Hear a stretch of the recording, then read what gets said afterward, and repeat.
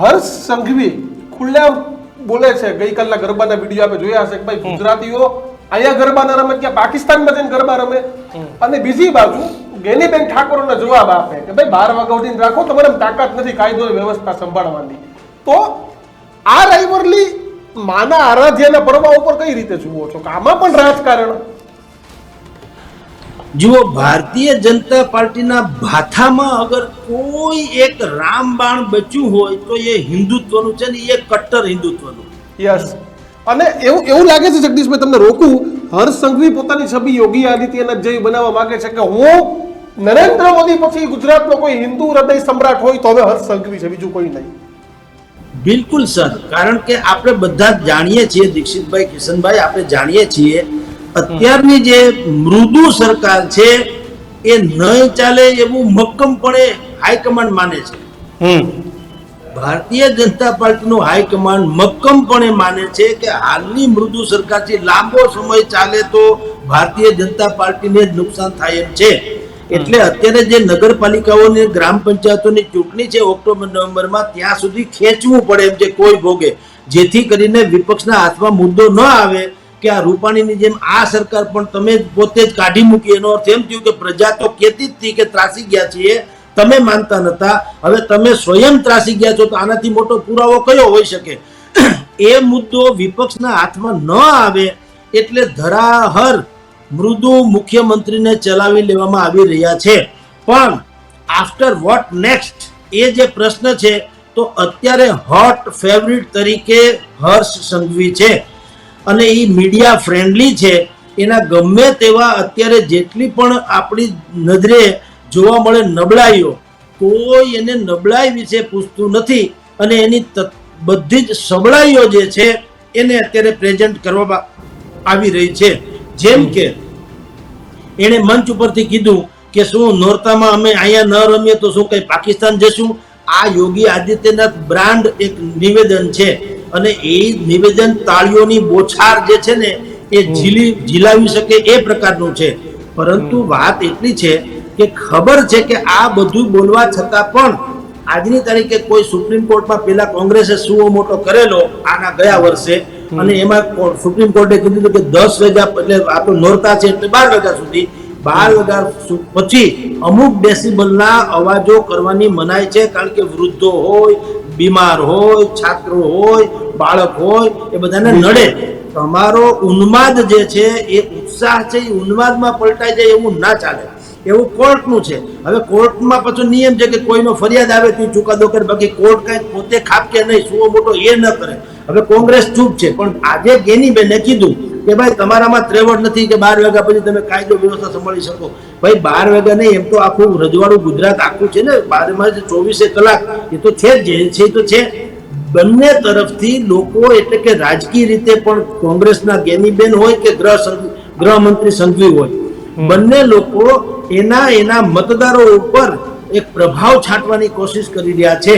એટલે બુદ્ધિ પણ જગદીશભાઈ, તમને એવું નથી લાગતું કે લોકસભાની ચૂંટણી પૂરી થઈ, ગેનીબેન સાંસદ બન્યા અને અત્યાર સુધી ગેનીબેનનું કદ આટલું નહોતું કે જે જીત્યા પછી, એટલે કોંગ્રેસે પણ બુદ્ધિપૂર્વક ન શક્તિસિંહે જવાબ આપ્યો, ન દરેક શબ્દમાં બોલતા મનીષ દોશીએ જવાબ આપ્યો, ને બુદ્ધિમત્તાપૂર્વક બનાસકાંઠાથી નિવેદન આપવામાં આવ્યું કે બેન તમે આ નિવેદનને કાઉન્ટર કરો. અત્યારે ગેનીબેનનો જમાનો છે ભાઈ. યસ યસ, હા બિલકુલ. એ હજી ચૂંટણી પૂરી થઈ ગયા પછી પણ એક જો કોઈના મામેરા ભરાતા રહ્યા હોય તો લગભગ ગેનીબેન જ છે. ચૂંટણી બરાબર કોઈના, એટલે ચૂંટણી પૂરી થયા પછીથી પણ એના મામેરા હજી ભરાયા કરે છે, લોકો 5, 10, 50 લાખ રૂપિયા આપતા ફરે છે. એનો અર્થ છે કે અત્યારે એમાં શું થયું છે ખબર છે કે આ તો મીઠા પેલા ખારા રણમાં મીઠી વીરડી નીકળી છે. એક તો કોંગ્રેસે બધું જ ગુમાવ્યું હતું કે ધારાસભાથી માંડીને સંસદ સભ્યો સુધી કાંઈ સત્તાની વિહોણી હતી કેટલાય દશકાઓથી.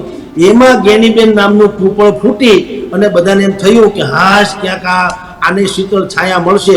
એ લોકોને ખબર પડી કે હવે ક્યાંક જમીન જે છે ફળદ્રુપ થવા માંડી છે, એટલે બધા ગેનીબેન થકી જ બધું બોલાવવામાં આવે છે. અને ગેનીબેનની લોકપ્રિયતા છે એમાં કોઈ સંશય નથી, કારણ કે ધરાતલ બેન છે, ઝુંઝારું છે, મહિલા હોવા છતાં એ પુરુષ સમોવડી કરતા એના કરતા વિશેષ કહી શકાય એવું છે. પણ એણે એક જે નિવેદન કર્યું કે ભાઈ તમે 12 વાગ્યા પછી જો રમો તો આ યુવા પેઢી છે એ ક્યાંક બદ દાનતે કે બદ ઓલાએ ચડી ન જાય એનું ધ્યાન રાખવું જોઈએ. એ જો કોઈ ભારતીય જનતા પાર્ટીનો બહુ શાર્પ જાણનારો માણસ હોય ને તો એણે આમાંથી ઉપાડવું જોઈતું તું કે ભાઈ તમે શું માનો છો કે નવરાત્રિના જે આયોજનો થાય છે એ કઈ બિયર બાર જેવા હોય છે કે પફ જેવા હોય છે કે કોઈ ક્લબ છે કે ત્યાંથી કોઈ ખરાબ સમાચાર કે ખરાબ સંસ્કારો મળે છે? તમે એમ કેમ કહી શકો કે અહીંથી યુવાનો બગડે છે? તમે એટલું કહી શકો કે કાયદો અને વ્યવસ્થાની જે અત્યારની સ્થિતિ છે એ જોતા મોડી રાત કે વહેલી સવાર સુધી તમે રમવા ગયો તો પ્રશ્નો ઊભા થઈ શકે. આટલું બોલ્યા હોત તો સારું હતું. પણ તમે જ્યારે એમ બોલ્યા છો કે માતાજીના ત્યાં નામે જેટલા ગરબા વગેરે થાય છે તો યુવા પેઢી બગડી જશે, તો શું બગડવા તરફ, તો શું આ બગડવાનો કોઈ ચોક છે? આ તો ચાચર ચોક છે, માતાજીની આરાધનાનો છે. એટલે જો ભારતીય પણ હવે અત્યારે હું કે ભારતીય જનતા પાર્ટી સેટબેકમાં છે એમ કહું તો હાલે. કાઉન્ટર એટેક કરવાને બદલે અત્યારે ડિફેન્સમાં છે. પહેલા આક્રમણ સંરક્ષણનો શ્રેષ્ઠ પ્રકાર હતો, હવે છે ને આ લોકો સંરક્ષણને જ પોતાનો શ્રેષ્ઠ પ્રકાર માને છે, આક્રમણ કરી શકે એમ નથી.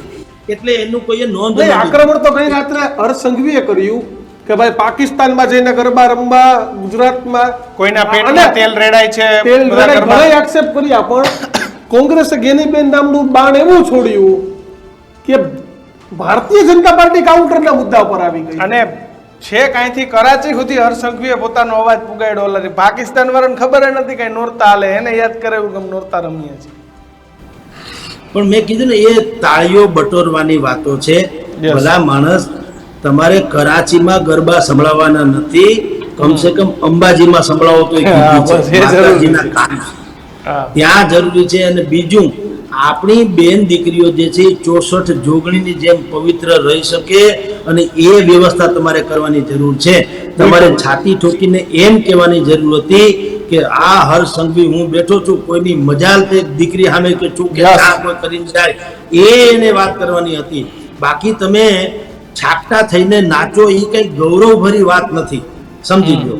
પણ હવે પોલિટિકલી જે છે એને તો તાળીઓ જ બટોરવી હતી, એટલે એને સ્વાભાવિક કે આવું એક જે છીછરું અથવા તો લોકપ્રિય બેમાંથી એક જે કયો તે ગમે લોકોને, આવું બધું ગમે. એમ તમે પાકિસ્તાન બોલો, વિધર્મ બોલો, એટલે લોકોને આનંદ થાય. આમ થાય પાડી નાખું, તોડી નાખું, આમ ઘોડા લઈને નીકળી જ જાય એમ. બસ એટલે જ એણે આવું નિવેદન કર્યું છે.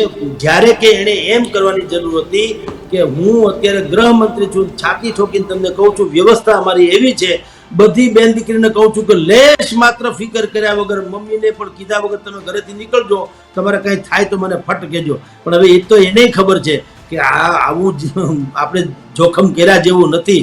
જે સ્થિતિ અત્યારે પ્રવર્તે છે, દાહોદમાં શિક્ષકે જે આચાર્યએ કર્યું છે કે અમરેલીથી સુરતની બસમાં જે થયું છે, આપણે બધા જાણીએ છીએ કે પરિસ્થિતિ બહુ ડામાડોળ ભરી છે અને કાયદો વ્યવસ્થા એટલી બધી નથી હોતી.